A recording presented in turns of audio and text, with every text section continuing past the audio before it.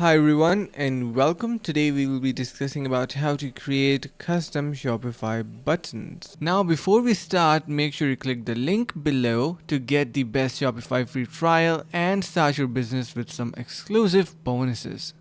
To add your buttons, what you can do is simply head to your online store. Then we need to simply modify our theme or customize it. Click on customize and here you will be able to see various buttons, like for example this visit product, and you can incorporate or modify this. So you can see we have the button label here, we have the button link, and if you want to outline button style you can do that and change that, and if you want to remove this block you can do that as well.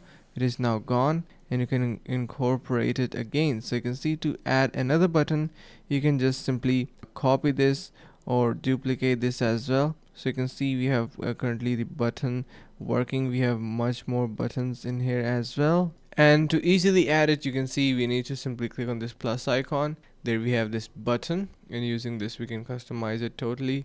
Add button label and button link, so you can direct it towards your product like this and add your name for that particular product. And hope this video was helpful. Finally, make sure to click the link in the description below to take advantage of our exclusive Shopify free trial to start your business right away.